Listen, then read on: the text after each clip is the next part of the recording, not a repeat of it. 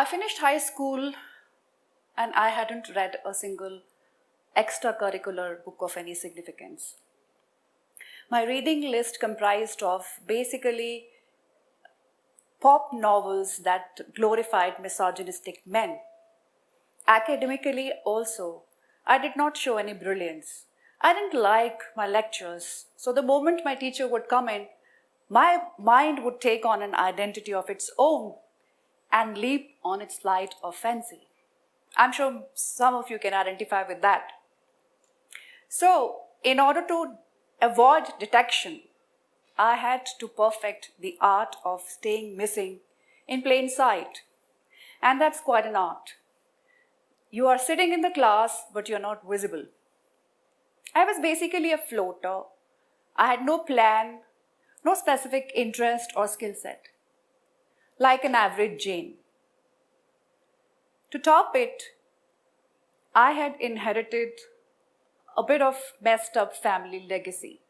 It started with my great-grandmother dying while birthing my granddad. This was not an earth-shattering tragedy. However, it had a cascading effect till her fourth generation.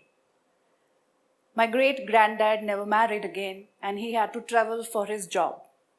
So he was forced to leave his small kid with his maternal uncles, who in turn used to lock up the little rebellious kid that my granddad was in a cellar without food. So my granddad, he grew up without love and he did not learn to give it further on. My father stood up to his father's tyranny, but sadly, he did not learn any better. So the embers of the tragedy that started more than half a century ago reached and singed us. I carried the trauma of my childhood way into my adult life. Yet, I grew up to be confident, strong, curious, content person who was independent in mind, spirit, and body. So something happened which was good.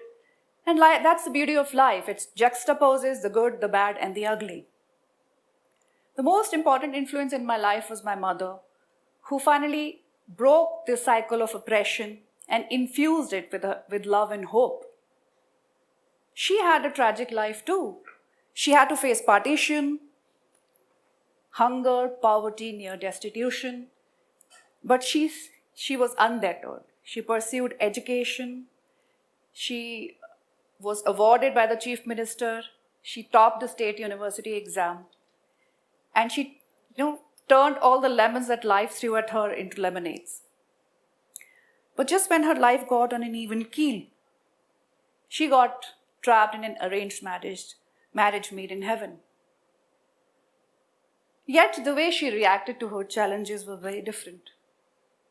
And I chose to focus on her story. Very early on in life, I learned the skill of selective perception. I learned to look at what worked rather than what did not. And that worked in my favor. I prefer to look at life sunny side up. I knew that if I tried enough, I'll be able to overcome all my challenges and my inadequacies. And I did that. And I realized that very unconsciously, I was self-coaching myself for excellence. Excellence is a journey which begins by a simple step. The quest of excellence begins with a single step that we take. It is different from perfection. Perfection is a quest to do things right, while excellence is a quest to do the right thing. For example, a gymnast who scores a perfect 10 is showing perfection, but for him to reach that level of perfection, he has pursued excellence. Most of the problems happen because we tend to conflate the two issues. There has been importance of the self in our culture. We call it Aham Brahmasmi. That means the self is full of possibilities. I am divine. I am full of possibilities. I am the universe. the strength, the power is within me. So that is a concept which emphasizes the importance of the self. Our culture emphasizes the importance of the guru. And in a culture we place the guru on a higher pedestal than even the God. Because the guru is the one who takes us from darkness to light. The importance of self is also emphasized by psychologists. William Glasser, in his choice theory, has mentioned that the only person whose behavior we can influence is we ourselves. So that makes sense for us to start coaching ourselves for excellence. Yeah, so Robert K. Merton spoke about self-fulfilling prophecy, which says that what we believe in is what we can achieve. So human body and mind is the most potent tool that God has made and given us. So if we focus on our mind, if we desire what we want, we achieve that. And that concept is called as self-fulfilling prophecy. And it is also emphasized in our ancient culture, where we call that our self is the most powerful tool that we have, that all the possibilities that we energies and illuminations and everything is within us. So in order for us to become successful, we have to learn to coach our mind. And our mind is really very impressionable because it tends to believe what it hears repeatedly, what it is told repeatedly. And that is, it also believes in the emotions that it feels the emotions that it sees. So if we can choose to inspire ourselves with words, with positive self-affirmations, then we can achieve the most, most ambitious targets, most stupendous targets. And our mind is an emotional mind. We generally tend to think of mind as a logical mind. It has its logical part, but its most important part is the emotions. We all are instinctive beings, and that emotion does not leave us. So if I give you an example, when you go and watch a movie, if it's a romantic movie, you react differently. If it is a movie full of suspense or horror, we end up biting our nails when we know fully well that it is all make-believe, that there is somebody who's making shitloads of money by acting or producing or directing in that movie. However, we are impacted by that. This knowledge about mind is something we can harness for our own growth and development. So if you know that your mind can be inspired by the words that you speak, what kind of words would you want to tell yourself? I used a lot of self-affirmations. I used to find myself down in the dumps, and I used to feel that, okay, you can do it. We all have higher order self-esteem needs. And if we can fulfill those needs, then we can really excel a lot. We react to music in the same way as we react to the movies. That's why we have used this knowledge to sing songs of valor or to sing funeral songs, that is to tune us to the mood that we are in. We can also choose our anthem, and I remember I used to choose songs which used to motivate and inspire me. I had a medley of songs, and I used to use those songs to self-inspire myself. So we all can use the power of visualization, self-affirmation, positive words that we hear, and self-coach ourselves. I always maintained a gratitude journal. I remember my mother used to tell me that be thankful to God for what all you have got in life. And I used to always wonder, I used to always focus on what was not right in my life. And when I grew up, I realized the importance of gratitude, because gratitude is one of the most powerful emotions. Like empathy, gratitude is another emotion that keeps us really in a space which is positive. It nurtures and sustains other very powerful emotions. Another very important thing for us is to identify the value. I remember my brief was to tell the students that how is it that in today's world, where there is so much of that space of change is so much that you feel left out. People are talking on the mobile phone, but there is no real conversation. There is a mobility, but people don't seem to be reaching anywhere. There is a lot of noise, but no real voice is heard. So it's important that we identify the value, and our values are something which are a part of, which are at a level which is deeper. For instance, I value a lot of independence. I value achievement. I value recognition. So if I choose jobs which fulfill these needs, this inherent needs, then I lead a life which is happy. Otherwise, I feel stifled in my job. Identifying your values and linking your values with the goals is a very important thing, because when your goals anchor deep with your values, you will realize that you're automatically reaching towards your goals. That's a deep anchoring. And when a value and goal anchors deeply within your system, your mind is automatically wired to go and achieve that goal. This is basis empirical study that has happened. Our body, human bodies, is I think the best gift the nature has given us. We don't realize it. From the head to toe, we are a wonder. This kind of expertise, this kind of sophisticated, complex system that God has created in us, we have not been able to replicate that. So we have to use this as a potent tool. This is, if I was a product, how is it that I can sell myself to the world? The mind can be controlled. We know that the mind can be controlled through self-affirmations, through clarification of values, through positive and powerful visualization about a future which is bright and hopeful, then we can use it to its best possible way. The body is a very interesting shape-shifting wonder.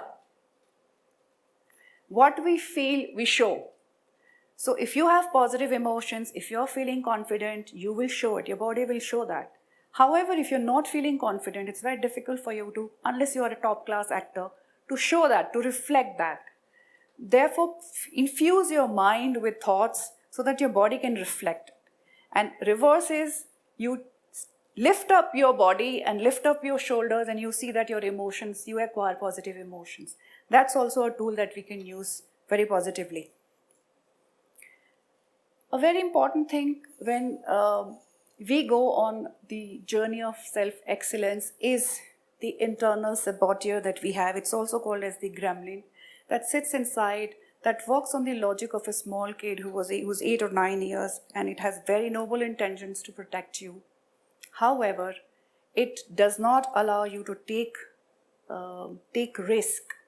It will always jeopardize, or it will always say something against any risk that you want to. Be aware of that internal saboteur or the little devil that stays inside. It doesn't allow you to take risk. And we all have that. That will sudden little voice that comes to you and says, are you all right? Are you out of your mind? What are you doing? Like my little gremlin is trying to tell me, Neena, what the mess are you creating with so much of experience and training, and what a fantastic introduction you had, and what the hell are you doing? And I'm saying that, shut up. I don't need you, because I have just got into progressive lenses and I can't see anybody. If I can't see anybody, I can't talk to a group of, you're like a black hole. I'm talking to a black hole. I am one of those who cannot talk, leave a message on the machine, because if I'm not listening to a human voice, I cannot react. So my gremlin is working, but I'm saying, shut up and sit aside. I'm doing my job. Another thing which is very important is that we have to take charge of our childhood trauma. We all have traumas. You don't have to have, like my great-grandmother dying in childbirth and my grandfather doing this and my father doing that. We all have traumas. The quantum of the trauma does not matter. I have seen people who come from so-called very supportive, loving families, and they are so low on self-esteem that I cry. I want to tell them that, look at me, look at my story, and look at you. But I cannot say that, because how we react to a situation depends on a lot of things. So we all have childhood traumas, we have imaginary or real hurt, and we have to, once you grow up, you are an adult already as a student, once you grow up, you must take care of your childhood trauma. For me, my trauma came from my father. So when I started the healing process, I realized that behind my trauma were buried such beautiful memories that I had forgotten in my journey, because I felt I was hurt, I was angry with God, God was not kind, and why was I leading this life and everybody around? Because your parents are the things, the most important support pillars of your life are your parents. And one of your parents is present but missing and causing you trauma can be a huge thing to handle. So when I started trying to heal, started the healing process, so many wonderful memories came to me.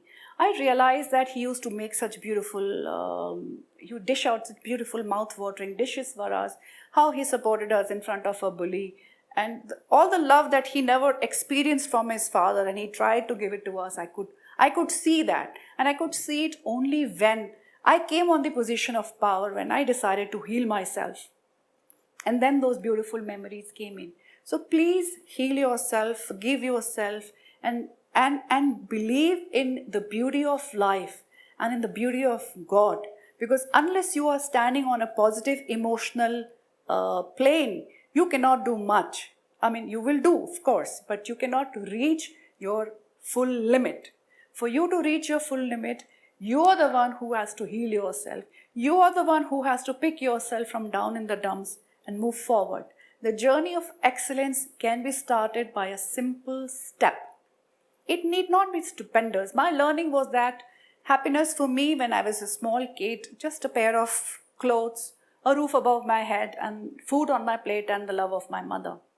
I realized that for you to be happy and successful, you need not have an earth-shattering success story. Success story for a mother whose child has challenged is a single step the child takes, or the single word the child utters if child has some speech problems. So success, the quest for success, starts from the moment you decide to leave your safe red zone and come out in the green zone.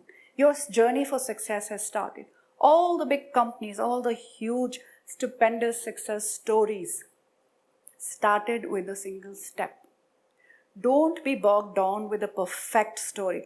Quest for perfection is not, I would say it's not worth its while. Don't confuse or conflate excellence and perfection. Always know that the moment I have decided to even stand up and go for a run for 5 minutes, I have started a process which will lead me somewhere. So the first step is very important. I would like to share a very beautiful story of an eaglet. It's a fable, and when I heard it, it touched something, and I'm sure if I share it with you, it'll probably also inspire you. That's the story of an eaglet. By a twist of fate, some eggs got mixed in a hen's coop, and this egg of an eagle landed in a hen's coop. And when the eggs hatched, the eaglet, along with its chick siblings, was leading an ordinary life of a chick, pecking and for worms and all that. And one fine day, the chick spots a majestically flying eagle, and it's very inspired by the sight, and asks its siblings who that bird is. And his brothers and sisters tell him that's an eagle, that's the king of birds. And the eaglet says that, wow, I wish I could fly like that one day. And its brothers and sisters, they cackle and laugh and make fun of the eaglet. You flying like an eagle? But the eaglet is undeterred. He wants to try. He wants to challenge himself. So one fine day, he just decides to leave. And he walks and walks and walks and reaches the edge of a mountain where it stands on a rock and looks down and takes the leap of faith.